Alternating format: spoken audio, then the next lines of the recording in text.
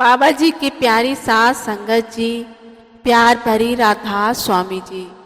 सास संगत जी, आज जो मैं साखी आपको सुनाने जा रही हूँ, साखी बहुत ही रूहानी भरी है और प्रेरणा देने वाली है जी, जिसे सुनकर आप समझ पाएंगे कि भजन सिमरन करके कभी भी अहंकार नहीं करना चाहिए, क्योंकि अहंकार से रूह नीचे गिरती है। संगत जी, बाबा जी महाराज के वक्त का जिक्र है। डेरे में हुकुम सिंह नाम का एक सत्संगी रहा करता था। वह 1 मिनट भी बेकार नहीं बैठता, रात को भजन करता और दिन भर सेवा करता। सतगुरु से प्यार के कारण वे डेरे में रहने लगा आकर। जब मेहनत की, उसके अंदर का पर्दा खुल गया, लेकिन जिस तरह गरीबों की झोपड़ी में हाथी नहीं समाता, उसी तरह वे कमाई हजम ना कर सका। बाबा जी महाराज जी ने कहा, हुकुम सिंह हजम कर। तो कहने लगा कि इस समय अगर चारों वेदों का ज्ञाता भी सामने आ जाए तो मेरे साथ बात नहीं कर सकता। बाबा जी महाराज जी ने दयामेर का हाथ खींच लिया और उसे शब्द सुनाई देना बंद हो गया। उसने बहुत कोशिश की, मगर फिर भी पर्दा ना खुला। आखिर कहने लगा, मैं आपके खिलाफ चाचा जी को बताऊंगा, उन्हें चिट्ठी लिखूंगा। खैर, चिट्ठी लिखी या ना लिखी, पर वे नाराज होकर अपने गांव चला गया। जब बाबा जी चोला छोड़ गए तो उनके बाद फिर डेरे आ गया और वहीं रहने लगा। डेरे में बीबी रुक्को से उसकी नहीं बनती थी, उसके साथ झगड़ता रहता था। एक बार बीबी को काल की गांव एक साधु भेजने की जरूरत पड़ी। अभी वे तलाश में ही थी कि बड़े महाराज जी ने कहा, हुकुम सिंह को काले भेज दो। बीबी रुक्को ने बात स्वीकार ली और उसको काले भेज दिया। वहां अगर उसके पास सेवा ना होती तो वे रस्सियां बढ़ने लग जाता। उसके पास हर रोज 3 ही काम थे। हुकुम के मुताबिक बिना नागा भजन सिमरन करना, पोथी पढ़ना और सेवा करना।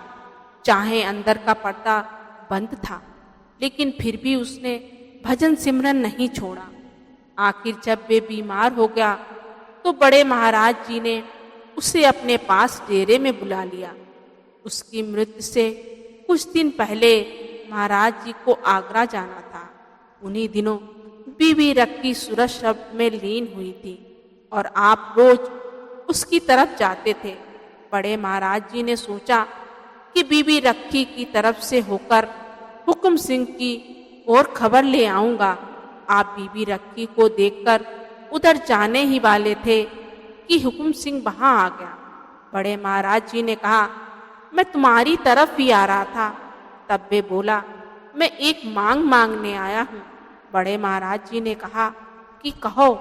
उसने कहा कि मुझे अपने चरणों में मत्था टेक लेने दो। बड़े महाराज जी ने कहा कि वे मत्था टेकवाना पसंद नहीं करते। इस पर उसने कहा, अगर ये आपका शरीर बाबा जयमल सिंह जी का है तो मुझे मत्था टेक लेने दो, नहीं तो मैं नहीं टेकता। अब कोई प्रेमी शिष्य क्या कह सकता था कि उसका शरीर सतगुरु का नहीं है। बड़े महाराज जी ने आखिरकार बाबा जी का ध्यान करके उससे कहा, अच्छा टेक लो। जब उसने चरणों में मत्था टेका, उसी वक़्त कहने लगा, जो मेरी 16 वर्षों की बंद कमाई थी वे एकदम खुल गई, मुझे वापस मिल गई और मेरी संभाल हो गई।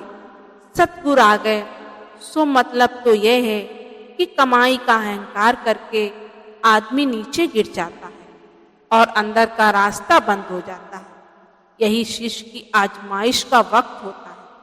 उसको भजन सिमरन बंद नहीं करना चाहिए और ना ही अभाव लाना चाहिए। उसकी कमाई व्यर्थ नहीं जाती। शरीर छोड़ते वक्त पूरी पूरी संभाल होती है। साथ संगत जी, साखी आपको कैसी लगी कमेंट में ज़रूर बताएं। अगर आप भी ऐसी बाबा जी की रूहानी साखी सुनना पसंद करते हैं तो आप जी हमारे चैनल को सब्सक्राइब जरूर करें जी। गुरु प्यारी साथ संगत जी, राधा स्वामी।